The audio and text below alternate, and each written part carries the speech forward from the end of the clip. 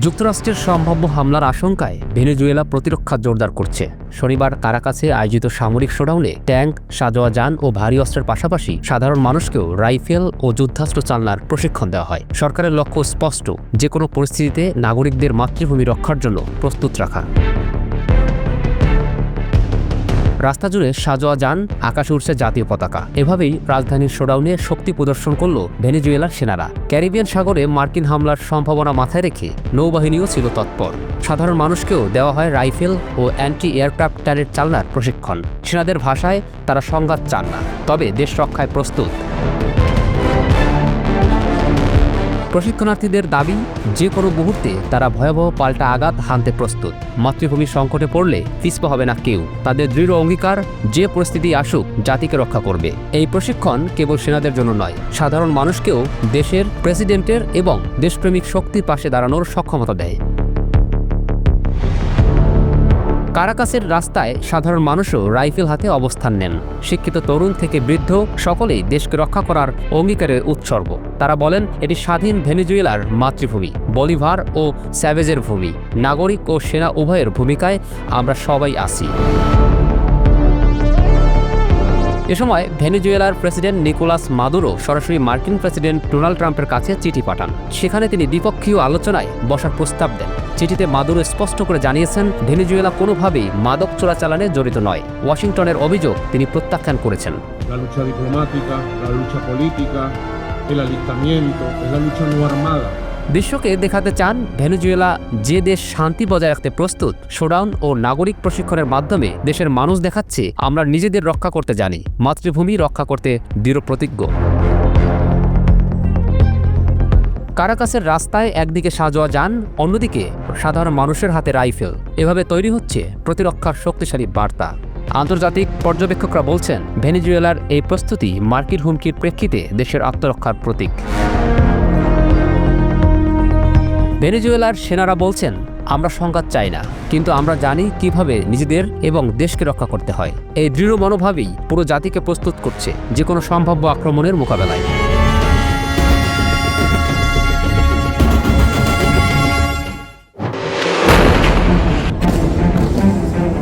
তুরস্ক কি ইসরায়েলের পরবর্তী টার্গেট হতে যাচ্ছে?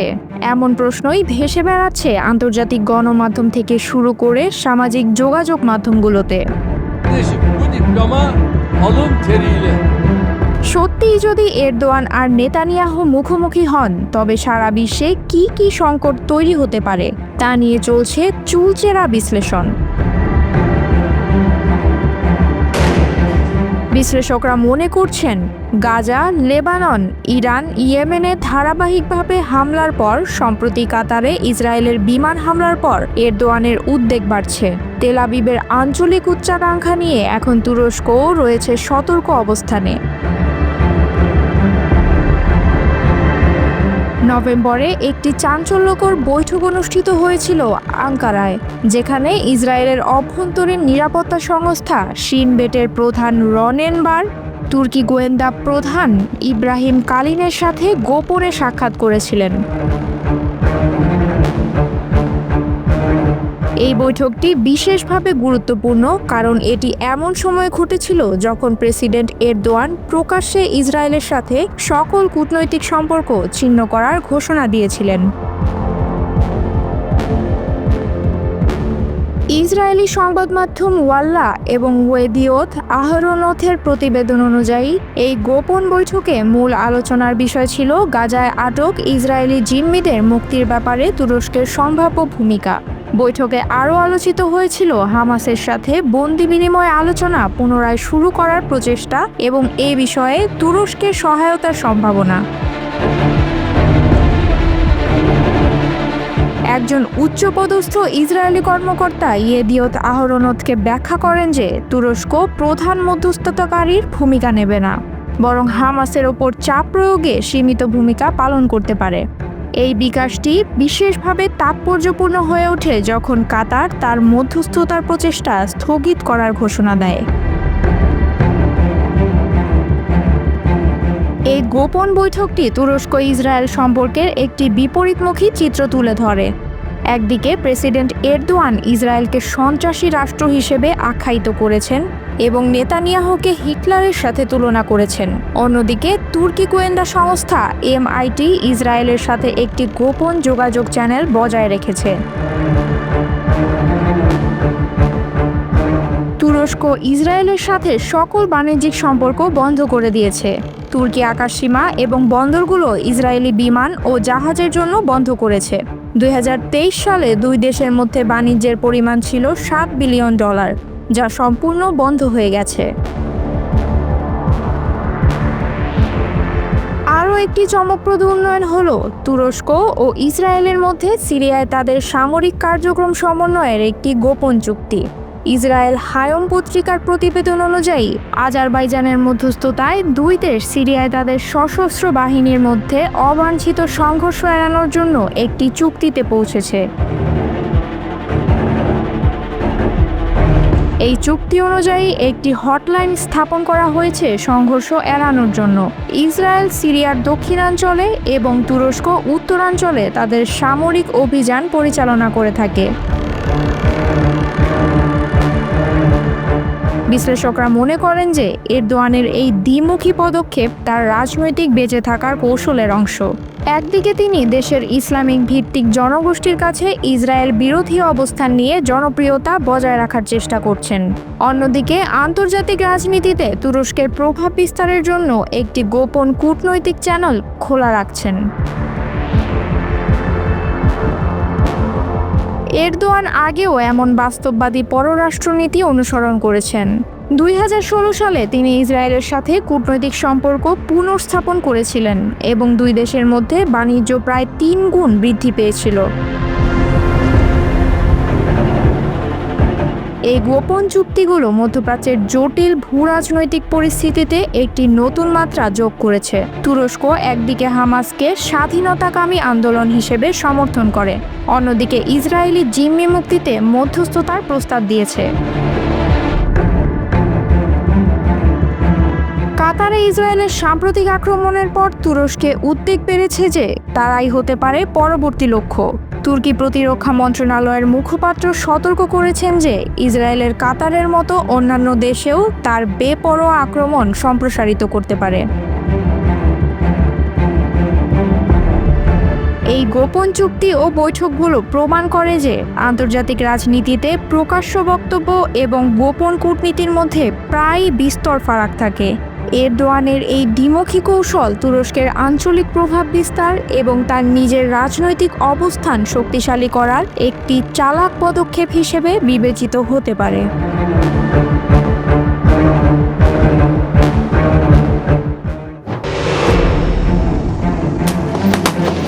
আফগানিস্তানের আকাশে ফের পুরনো ছায়া। একদিকে যুক্তরাষ্ট্রের প্রত্যাবর্তনের ইঙ্গিত, অন্যদিকে তালেবানের কঠোর বার্তা। আফগানিস্তানের কিছু অঞ্চল ফের দখলের ইচ্ছা প্রকাশেই যেন নতুন উত্তেজনার জন্ম দিল। সম্প্রতি ট্রাম্পের আফগান প্রত্যাবর্তনের ইঙ্গিত, এবার তালেবান থেকে এলো হুমকি। তারা বলছে দেশের 1 ইঞ্চি মাটি নিয়েও কোনো চুক্তি হবে না। আফগানিস্তানের ইতিহাসে বাগরাম বিমান ঘাঁটি যেন এক অনিবার্য প্রতীক। 2001 সালের পর থেকে এটি ছিল মার্কিন নেতৃত্বাধীন যুদ্ধের প্রাণকেন্দ্র, যেখান থেকে ন্যাটো বাহিনী বছরের পর বছর সামরিক অভিযান চালিয়েছে। ঘাঁটিটি কেবল সামরিক স্থাপনা নয়, বরং আফগান রাজনীতির বাকবদলের সঙ্গে ওতপ্রোতভাবে জড়িত একটি অধ্যায়।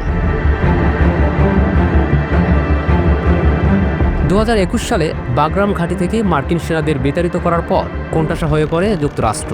তালেবানের প্রতিরোধের সামনে মার্কিন সেনাদের পতনের পর ন্যাটো সদস্যরাও ওই এলাকা ছাড়তে বাধ্য হয়। মার্কিন সেনাদের সাহায্য করা তৎকালীন আফগান সেনাবাহিনীও চাপের মুখে পড়ে। ক্ষমতার পালাবদলের চক্রে ফের সরকারে আসে তালেবান।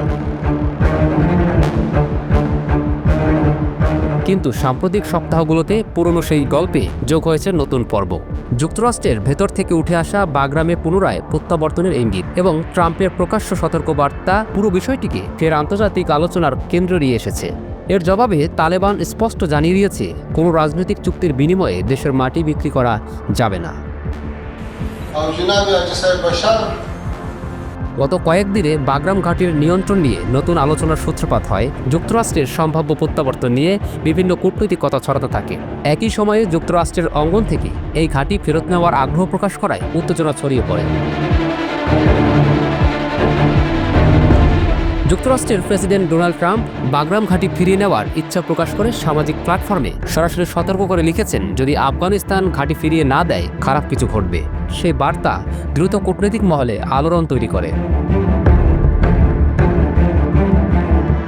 তালেবান সরকারের প্রতিরক্ষা মন্ত্রণালয়ের চিফ অব স্টাফ ফাসিহউদ্দিন ফিতরাত ট্রাম্পকে হুঁশিয়ারি দিয়ে জানান, আফগানিস্তানের 1 ইঞ্চি মাটি নিয়েও কোনো চুক্তি সম্ভব নয়। তিনি বলেন, কিছু লোক ঘাঁটিটি ফিরিয়ে নেওয়ার জন্য রাজনৈতিক চুক্তির কথা বললেও তারা দেশের সার্বভৌমত্ব বিক্রি করবে না, কারণ এটি আমেরিকার একটি ফাঁদ।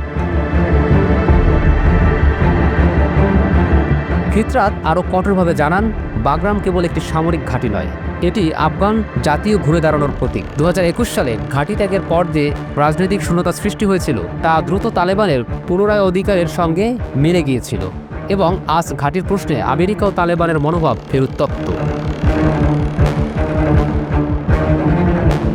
এই বিবাদ কবে থামবে তার কোনো নিশ্চয়তা নেই। বাগরাম ঘাঁটির প্রশ্ন কেবল ভূ রাজনীতির মধ্যে সীমাবদ্ধ নয়, বরং এটি সরাসরি জড়িত আফগানিস্তানের সার্বভৌমত্ব, জাতীয় নিরাপত্তা এবং আঞ্চলিক প্রভাবের সঙ্গে। তাই এখন প্রশ্ন একটাই, ট্রাম্পের দাবি কি শুধু কূটনৈতিক বার্তা, নাকি তা আঞ্চলিক স্থিতিশীলতার উপর বাস্তব প্রভাব ফেলবে?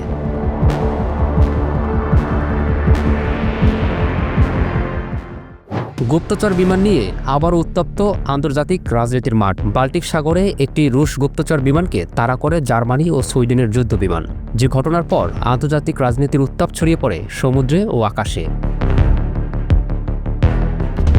শুক্রবার 3টি রুশ MiG-31 যুদ্ধবিমান এস্তোনিয়ার আকাশসীমায় অনুমতি ছাড়াই প্রবেশ করে 12 মিনিট অবস্থান করার পর চলে যায়।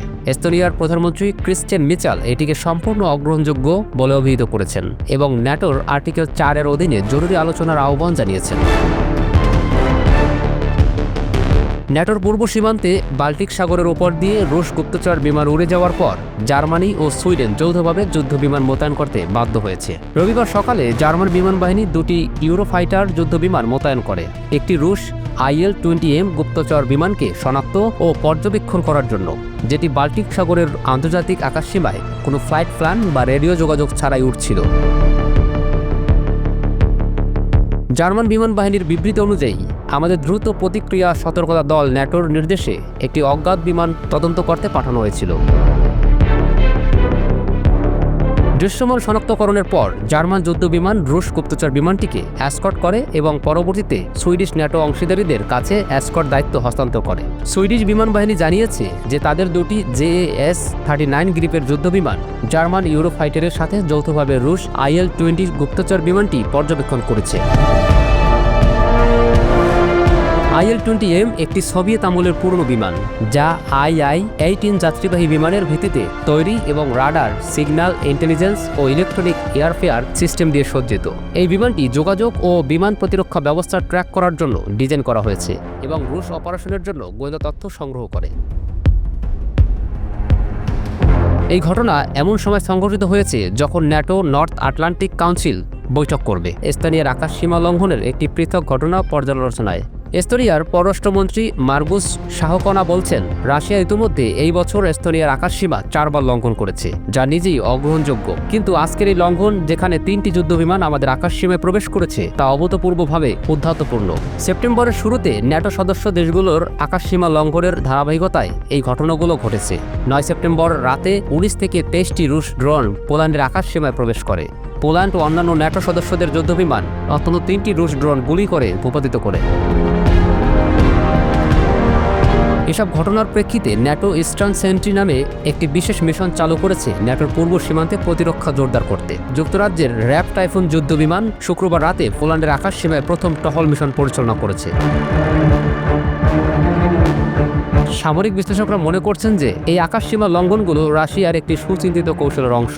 ইউক্রেন জানিয়েছে, এসব ঘটনা দেখায় যে মস্কো পশ্চিমাদের সংকল্প পরীক্ষা করছে যখন যুদ্ধ তার 4র্থ বছরে প্রবেশ করেছে।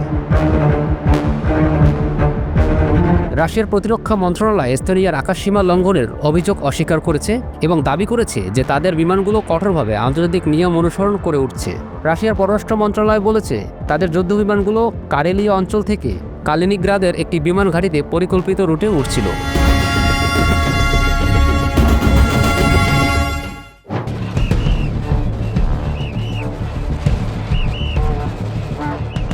108 বছর আগের ভুল এবার শুধরে নিল যুক্তরাজ্য।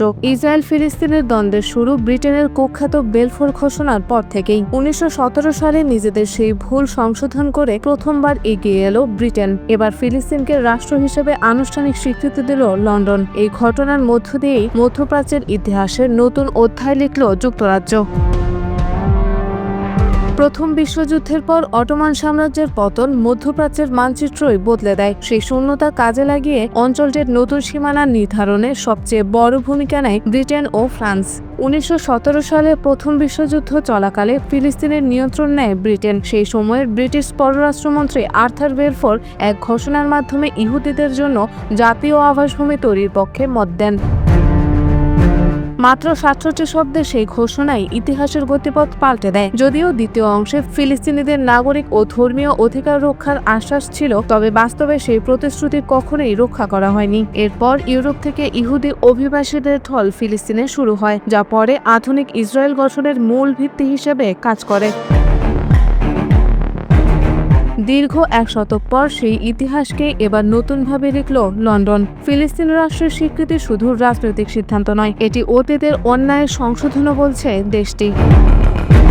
ব্রিটিশ সংবাদ মাধ্যমগুলো বলছে এই স্বীকৃতি ব্রিটেনের জন্য এক ধরনের ঐতিহাসিক দায়মুক্তি। বহু বছর ধরে ফিলিস্তিনি জনগণের অস্তিত্ব অস্বীকার করে আসা লন্ডন অবশেষে সেই নীরবতা ভাঙল। শুধু ব্রিটেন নয়, একই দিনে ফ্রান্স ও ফিলিস্তিনকে স্বীকৃতি দিয়েছে। ইতিহাসের সেই দুই ইউরোপীয় শক্তি যারা একসময় অটোমান সাম্রাজ্যের ভূখণ্ড ভাগ করেছিল, আজ একসাথে দাঁড়িয়েছে ফিলিস্তিনের ন্যায্য অধিকারের পক্ষে। এভাবে আন্তর্জাতিক কূটনীতির নতুন দৃশ্যপট তৈরি হয়েছে। রয়্যাল ইউনাইটেড সার্ভিসেস ইনস্টিটিউটের বিশ্লেষকরা মনে করেন, যুক্তরাজ্য ও ফ্রান্সের পদক্ষেপ প্রতীকী জয় হলেও বাস্তব প্রভাব সীমিত। ইসরায়েলের সবচেয়ে বড় মিত্র ও মধ্যপ্রাচ্যের শান্তি প্রতিক্রিয়ার মূল চালক এখনও যুক্তরাষ্ট্র। তাই ওয়াশিংটনের সমর্থন ছাড়া এই স্বীকৃতি কার্যকর রাজনৈতিক সমাধানের রূপ নেবে কিনা তা প্রশ্নবিদ্ধ। ফিলিস্তিনের রাজনৈতিক নেতৃত্ব ব্রিটেন ও ফ্রান্সের সম্প্রতি নেওয়া সিদ্ধান্তকে ঐতিহাসিক হিসেবে আখ্যা দিয়েছে। ফিলিস্তিনের প্রেসিডেন্ট মাহমুদ আব্বাস জানিয়েছেন, দীর্ঘ সংগ্রামের পর সেই রাষ্ট্রগুলোর কাছ থেকে স্বীকৃতি পেয়েছেন যারা 100 বছর আগে তাদের ভাগ্যকে সংকটে ফেলেছিল। গাজা ও পশ্চিম তীর জুড়ে এই ঘোষণার পর আনন্দ মিছিল ও সামাজিক যোগাযোগ মাধ্যমে উদযাপনের ছবি ছড়িয়ে পড়েছে। বিশ্লেষকরা মনে করছেন, ব্রিটেন ও ফ্রান্সের স্বীকৃতি ইসরায়েলের ওপর নতুন কূটনৈতিক চাপ সৃষ্টি করতে পারে। একই সঙ্গে ইউরোপের অন্যান্য দেশগুলোর জন্যও সিদ্ধান্ত নেওয়ার চাপ বাড়বে। তারা কি ব্রিটেন ফ্রান্সের পথ অনুসরণ করবে নাকি মার্কিন নীতির পাশে থাকবে? এই অবস্থায় জাতিসংঘের সাধারণ পরিষদে ফিলিস্তিনের পূর্ণ সদস্যপদ নিয়ে আলোচনাতেও গতি আসার সম্ভাবনা রয়েছে।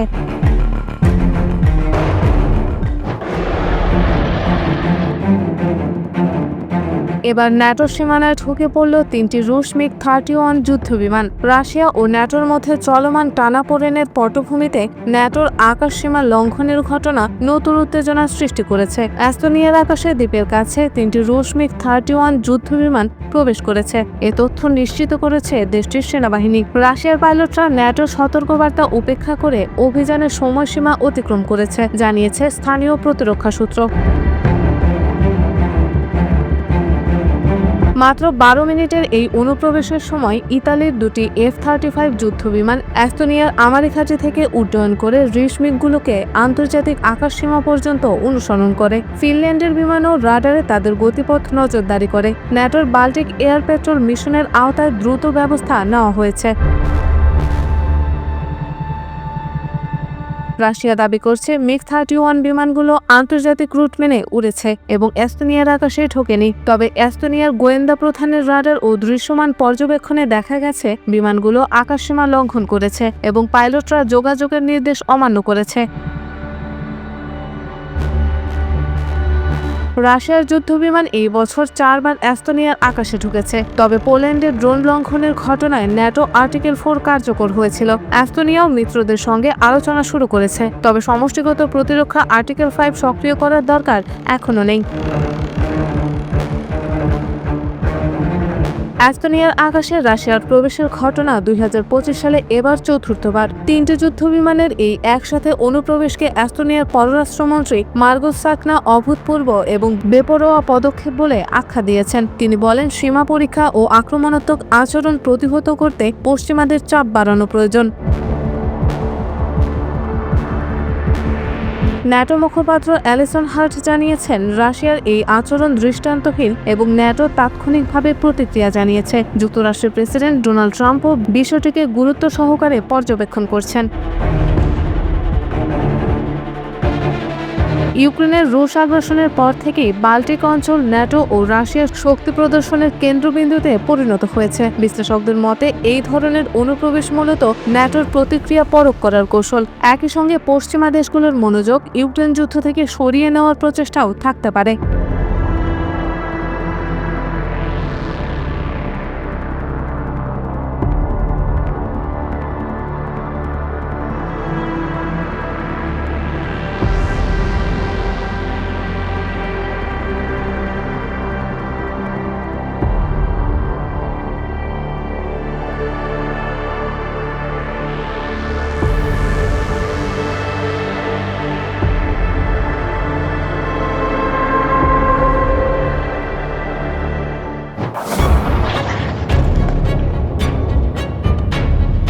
ইসরায়েলি হামলার টার্গেট কি এবার যুক্তরাষ্ট্রই? দক্ষিণ লেবাননে ইসরায়েলি হামলায় একই পরিবারের 5 সদস্যের নিহতের ঘটনা নতুন করে উত্তেজনা সৃষ্টি করেছে।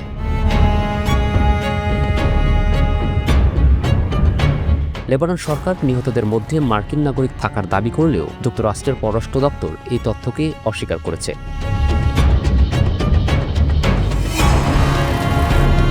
এই বিভ্রান্তির আবহেই উঠে আসছে নতুন প্রশ্ন, ইসরায়েলের সামরিক অভিযান কি শুধুই হিজবুল্লাহকে লক্ষ্য করে, নাকি এর মধ্যে যুক্তরাষ্ট্রকেও টার্গেট করা হলো?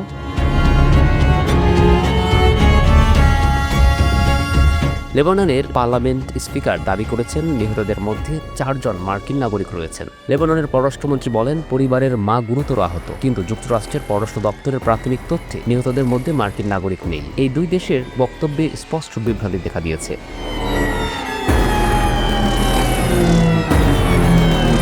ইসরায়েলি সেনাবাহিনী জানিয়েছে, হামলার লক্ষ্য ছিল হিজবুল্লাহর একজন শীর্ষ কমান্ডার। ড্রোন থেকে নিক্ষিপ্ত 2টি ক্ষেপণাস্ত্র বেন্ট জবেইলের একটি মোটরসাইকেল এবং পাশের একটি মার্সিডিজ গাড়িকে আঘাত করে। এতে মোটরসাইকেল চালকসহ গাড়িতে থাকা 4 জন নিহত হন। ইসরায়েলি বাহিনী জানিয়েছে, লক্ষ্যবস্তুর বাইরের কয়েকজন সাধারণ মানুষও মারা গেছেন এবং তারা ঘটনার তদন্ত করছে।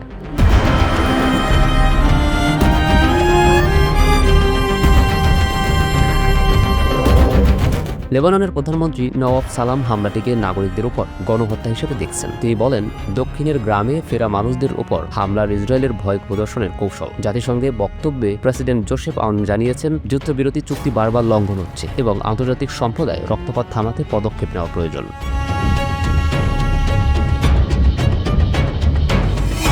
জাতিসংঘের শিশু তহবিল ইউনিসেফ গভীর উদ্বেগ প্রকাশ করেছে। সংস্থা জানাচ্ছে, একই পরিবারের 3 শিশুর মৃত্যু তাদের হতবাক এবং ক্রুদ্ধ করেছে। ইউনিসেফের মতে, শিশুদের উপর হামলা কোনোভাবেই গ্রহণযোগ্য নয় এবং চলমান সংঘাত বন্ধ না হলে নিরপরাধ শিশুদের জীবন ক্রমেই ঝুঁকির মধ্যে পড়বে।